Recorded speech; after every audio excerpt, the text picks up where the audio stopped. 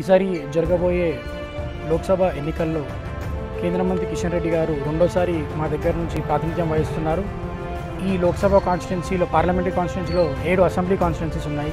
ఈ 7 అసెంబ్లీ కాన్స్టిట్యున్సీలో కూడా సనత్ నగర్ నుంచి అత్యధిక మెజారిటీతో గెలిచే నాయకుడు కిషన్ రెడ్డి గారు.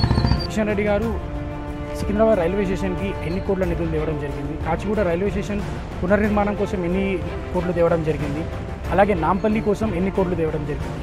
ఇవన్నీ కిషన్ రెడ్డి గారు ఇక్కడ నుంచి ఎంపీగా అయ్యి కేంద్ర మంత్రి అయినందుకు మాత్రమే ఇన్నిగనం నిధులు తేవడం జరిగింది. అలాగే ఈ ఎలక్షన్లో భారీ మెజారిటీతో గెలవడం ఖాయం. కిషన్ రెడ్డి గారు మృదు స్వభావం, అతను అంచెలంచెలుగా ఎదిగిన నాయకుడు. వేరే వాళ్ళగా పారాషూట్ లీడర్ లెక్క ఆ పార్టీ నుంచో ఈ పార్టీ నుంచి వచ్చిన నాయకుడు కాదు. ఒక జిల్లా స్థాయి కాదు, ఒక చిన్న కార్యకర్తగా ఆయన ప్రస్థానం హిమాయత్ నగర్లోని బీజేపీ ఆఫీస్లో స్టార్ట్ అయ్యి ఈరోజు దేశంలో నరేంద్ర మోడీ గారితో కూర్చొని దేశంలో ఒక ఇష్యూస్ గురించి చర్చించే స్థాయికి ఎదిగిన లీడర్ కిషన్ అన్న.